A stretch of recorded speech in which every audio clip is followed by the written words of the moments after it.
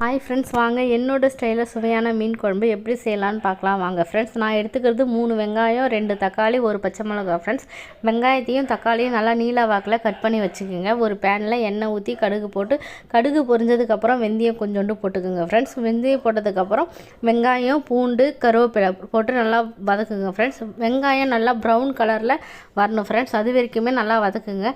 இன்றைக்கி நான் வாங்கியிருக்க மீன் என்ன மீன் பார்த்தீங்கன்னா, சங்கரா மீனும் சென்னாவர மீனும் வாங்கியிருக்கேன்.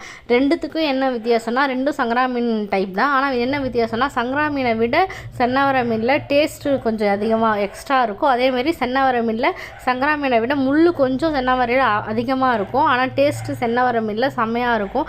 குழந்தைங்களுக்கு நீங்கள் தாராளமாக தரலாம். ஆனால் முள் மட்டும் கொஞ்சம் பார்த்து கொடுக்கணும். ஃப்ரெண்ட்ஸ், நல்லா வெங்காயம் வதங்கினதுக்கப்புறம் தக்காளி போட்டு நல்லா வதக்குங்க. ஃப்ரெண்ட்ஸ், தக்காளி வெங்காயம் போட்டு நல்லா ஃப்ரை பண்ணணும். நல்லா வதங்கினதுக்கப்புறம் நான் எப்பவுமே நல்லா வதங்கினதுக்கப்புறம் தேவையான மசாலா போடுவேன். மஞ்சள் தூள், காரத்தூள், மல்லித்தூள், மிளகாய்த்தூள் போட்டு நல்லா வதக்கணும். ஃப்ரெண்ட்ஸ், வதக்கி கொஞ்சமாக புளிக்கரைசல் தண்ணி ஊற்றி எண்ணெய் பிரிஞ்சு வர அளவுக்கு நல்லா வதக்கணும். ஃப்ரெண்ட், நீங்கள் மீன் குழம்பு வைக்கிறீங்கன்னா அதுக்கு டேஸ்ட்டு வர மெயின் இடமே நீங்கள் இந்த மசாலா போட்டு நல்லா எண்ணெயில் ஃப்ரை பண்ணுறது தான். ஃப்ரெண்ட்ஸ், அப்போ தான் அந்த மீனோட கலர் டெக்ஸ்சரும் நல்லாயிருக்கும், டேஸ்ட்டும் உங்களுக்கு கூடுதலாக இருக்கும். கொஞ்சோண்டு புளிக்கரைசல் தண்ணி ஊற்றி நல்லா எண்ணெய் பிரிஞ்சு வர அளவுக்கு நல்லா ஃப்ரை பண்ணுங்கள். ஃப்ரெண்ட்ஸ், எண்ணெய் நல்லா பிரிஞ்சு வரணும். எண்ணெய் நல்லா பிரிஞ்சு வந்ததுக்கப்புறம் உங்களுக்கு தேவையான அளவு தண்ணி ஊற்றி நல்லா கொதிக்க வைங்க. ஃப்ரெண்ட்ஸ், நல்லா கொதிக்கணும். உங்களுக்கு தேவையான அளவு தண்ணி ஊற்றி உப்பு போட்டு நல்லா கொதிக்க வைங்க. நல்லா கொதித்து வர அப்போ நீங்கள் உங்களுக்கு மாங்காய் வேணுன்னா மாங்காய் போட்டுக்கலாம். எனக்கு முருங்காய் போட்டு வச்சா பிடிக்கும் மீன் குழம்பு. அதனால் நான் முருங்காய் யூஸ் பண்ணியிருக்கேன். முருங்காய் போடுறப்பவே நம்ம மீனையும் போட்டு நல்லா கொதிக்க வைக்கணும். ஃப்ரெண்ட்ஸ், நல்லா கொதிக்க வைக்கணும்.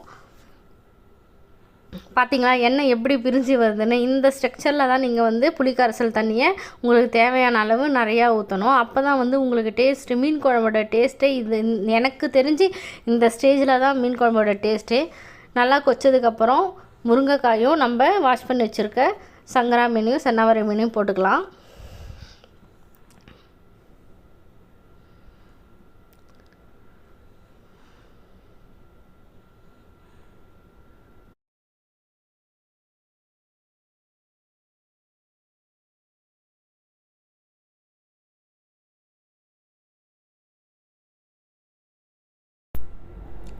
மீனை நல்லா சிம்மிலே வச்சு கொதிக்க விடுங்க. ஃப்ரெண்ட்ஸ், நீங்கள் அதிக ஃப்ளேம் வச்சுட்டு கொதிக்க விட்டிங்கன்னா மீன் எல்லாமே பொடியாக ஆகிடும்.